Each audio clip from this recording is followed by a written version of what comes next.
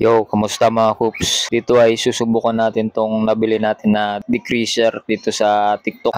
Isang galon na siya. Pwede siya pantanggal ng kalawang, libag mo. Basta mga parts ng motor.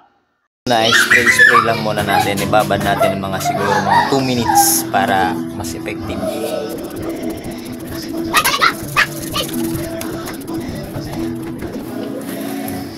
Bagay na bagay itong mga Coops. Lalo na kung yung kadena to ay madalas kinakalawang, so matatanggal siya nito at tiyaga lang talaga dapat sa pagbabrush.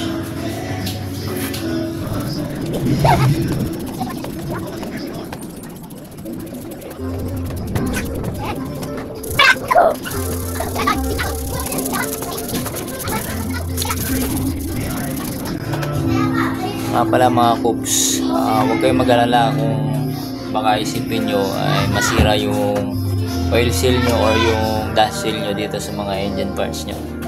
So hindi naman siya nakakasira.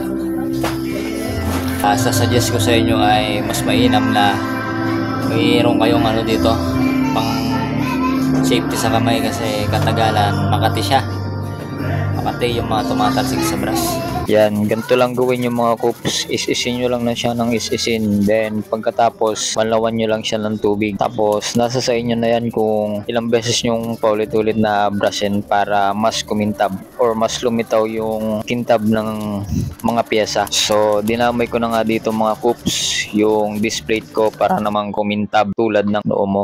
Basta mga Coops, habang nagbabrush kayo dito ay magbalnaw na lang kayo ng tubig kasi makati talaga, parang yung kabit mo. Dapat talaga mga Coops ay nami-maintain natin yung maintenance sa paglilinis ng kadena para hindi naiipon yung makakapal na grasa tulad ng basher ko. Dapat sana ay doon ko to dadalhin sa karwasyan dahil malakas yung pressure or bugan ng tubig para sana mawala-wala talaga yung mga sebo-sebo dito sa kadena. Kaso naisip ko mga kupal na baka kasi mabitin tayo at mahaba rin yung pila doon dahil medyo may karamihan din ang mga nagkakarwas doon. Ako pa naman mga Coops, kapag nagwa-washing or naglilinis ng motor ay matagal talaga. So tapos na nga tayo dito mga Coops. Dito sprayan na natin ng tubig para mawala na yung mga chemical na nilagay natin.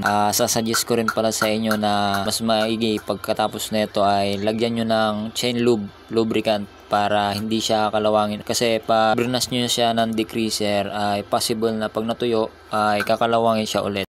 So tapos na nga tayo dito mga Coops at nagsasabon na lang tayo para malinisan na natin ang buong body na motor natin. So hanggang dito na lang mga Coops at baka mapahaba na naman yung pag-i-edit natin dito. So yun lang mga Coops. Pala shoutout sa inyo lahat mga Coops at lalong lalo na sa mga kamote riders. Sige lang, tuloy lang kayo hanggang sumunod kayo kay Superman. Joke lang, ride safe palagi mga boss.